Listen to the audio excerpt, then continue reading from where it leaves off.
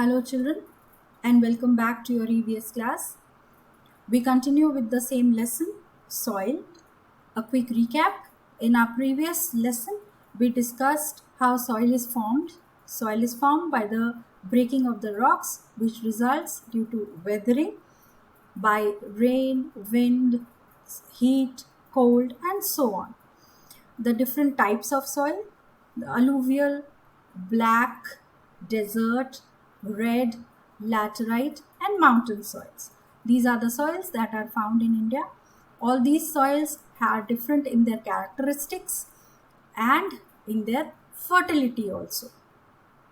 Next, we discussed the functions and the uses of soil, and we had seen that soil is very important as the functions that the soil serves are required for the life of the animals as well as for the human beings.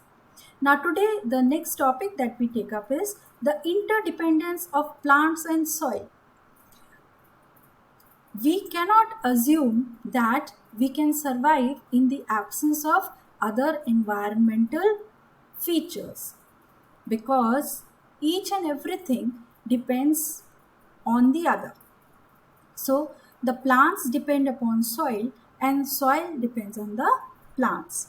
How? We are going to see. The soil holds the plants steady. You know that the roots of the plants grip the soil. The soil helps the plants to remain steady and the roots of the plants do not allow the erosion of the soil. So both of them help each other.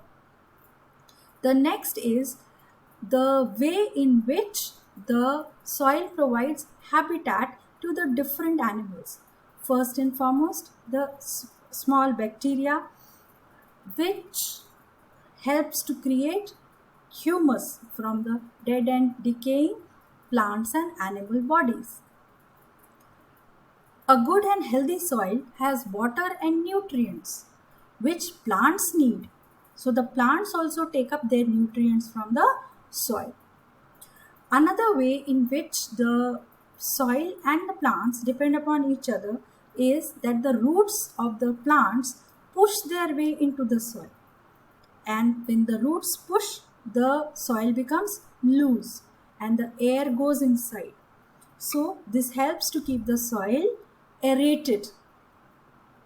Now, soil is also a habitat to a variety of life.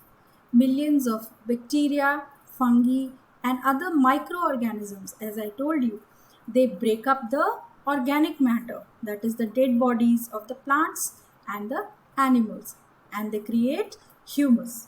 Now, earthworms, all of us know earthworms are called farmer's friend. Why?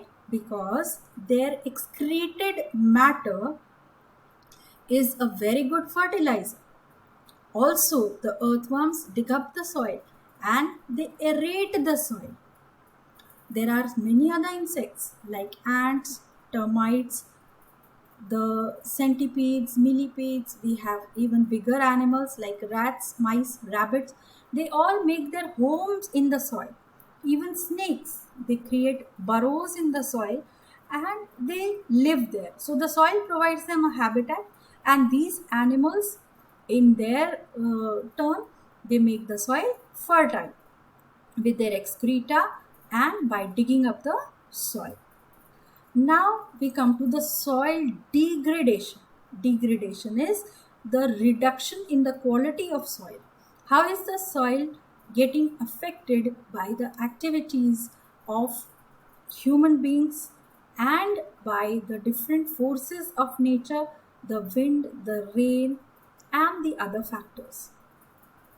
So, first of all, the most important activity that man started was farming. Earlier, we humans were hunter gatherers and we practiced shifting agriculture. That is, we did not remain at one place for a very long period of time. We stayed at a place, cultivated that area, and after some time moved on to another place. So, this did not impact the environment much. But slowly and gradually, with development, man started settling down in a particular area. We started growing in number, the population increased, industrialization happened, industries were set up, and forests were cleared at a very large scale to make houses for men, to make factories, to make schools, hospitals, and so on. And all these activities slowly caused the degradation of the soil. So, first, the effects of agriculture on soil. The Green Revolution is the revolution which was brought about in the field of agriculture by increasing the yield of plants, of crops. With the population increase, there was a need of growing more crops for the growing population so as to fulfill the demand for food. Research brought about high yielding seeds. Farmers also started making use of tractors and other heavy machinery. They started making use of fertilizers to increase the yield, and pesticides and insecticides to reduce the harm caused by pests and insects. With this green revolution, we became self sufficient in food. We did not need to buy food or crops from the other countries. This is called intensive cultivation, when we do not leave land fallow for any period of time. Continuously, we keep on growing crops on the agricultural land. Now, this is due to the over cultivation and over irrigation. The soil in our country, and especially in the state of Punjab, which was regarded as very fertile at a point of time, saw the degradation. So, what were the various things which were seen in the state of Punjab? First of all, over irrigation led to water logging. Water logging is when the water is not moving, it remains standing at a particular place in the soil. This increased the salinity of the soil, and the excess water caused the minerals to leach out. Earlier also, I told you that laterite soil is a leached soil. That is why it is not very good for agriculture. So, though the state of Punjab has alluvial soil, but because of over irrigation, it was leached out. Pesticides were used to control insects and weeds, but these pesticides, they got accumulated in the soil, and they also killed off the useful microorganisms and the other animals which feed on microorganisms. Recently, you must have heard about the locust attack in India. They came from this Pakistan. So pesticides were used in a large number to kill these locusts. But the environmentalists were against the killing of the locusts by use of pesticides. The new varieties of seeds needed large amount of chemical fertilizers, and these fertilizers also pollute the soil as well as the water sources which are nearby. Then again, overcropping and monocropping, they wore out the soil. Originally, when the population was not so much, the fields were left without cultivation for some period of time, which allows the soil to regain its fertility in a natural way. But now, because the population pressure is increasing, we have to grow more crops. We do not leave the soil fallow. We continuously keep on growing crops on the soil. And due to this, the nutrients from the soil continuously are depleted. Now, we discuss the solutions to improve the degradation of the soil.